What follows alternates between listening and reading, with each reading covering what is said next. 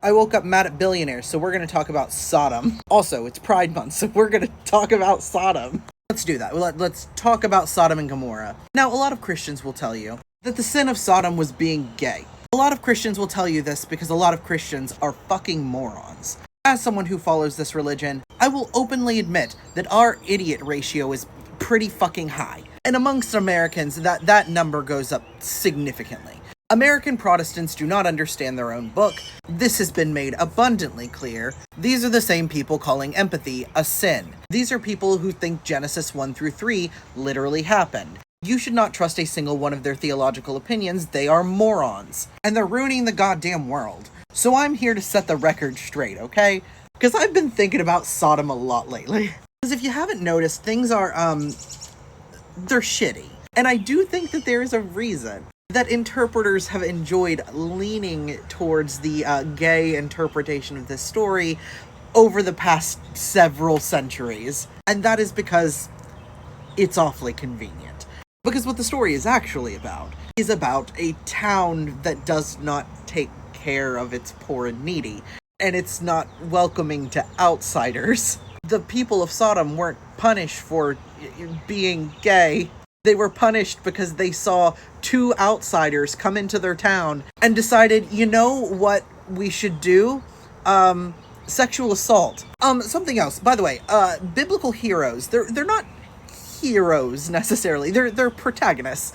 If a guy is like the best guy in the city or the best guy of his age, chances are that last part is doing a great deal of heavy lifting.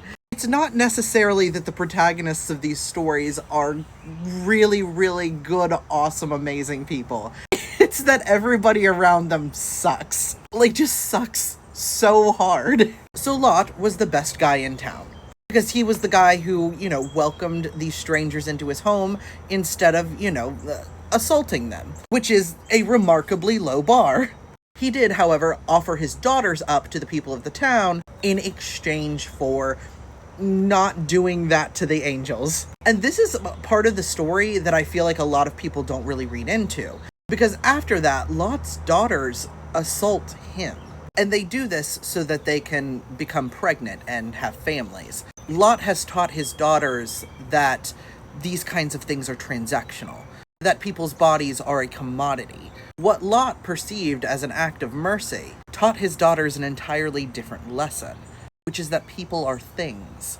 Sodom was destroyed for being inhospitable, for being cruel to strangers in their land, for their land being so full of greed and violence and contempt for the poor that it could no longer sustain itself. Because that's how this always goes. The point of this story is to teach us that lesson. That if we become a land that is so greedy and inhospitable and cruel to those we do not understand, if we feel the need to overpower outsiders, our nation will collapse. It is impossible for a place like that to sustain itself because people need one another. And that feels like a very relevant lesson right now. But I also kind of want to talk about Lot's wife, because she looks back and turns into a pillar of salt. When they're running away from the town, she looks back. Now, why does she look back? Well, scholars have all sorts of theories, but here's mine. When you live in a land like this, a land of excess, just kind of like we do in America today, there are certain benefits that provides you. And it is described later in the Bible that Sodom was kind of a land of excess, that it took more than it needed, that it didn't care for the poor and needy. And so it is very likely that there was something in Lot's wife's life that she would have missed in that city, that she wanted to hold on to. And the fear of that loss kept her from moving forward.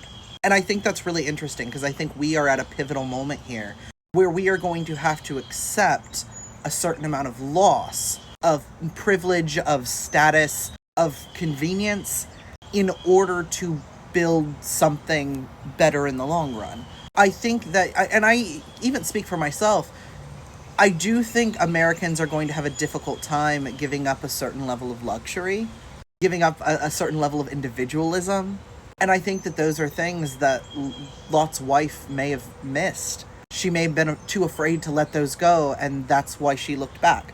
But we can't look back. If we stay stuck like this, in a land of excess, in a mindset of individualism, we too will turn to salt.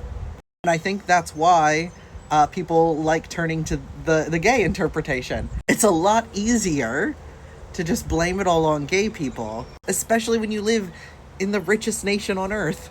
It allows people to not look at themselves, to not see what's going on around them, to not go, holy shit, we live in Sodom. And this arrogance, this excess, this inability to care for the poor and needy, this belief that empathy is a sin, it will be our undoing. And we have to look at that because this is a pivotal moment in history. Sodom is going down. Are we going to look back?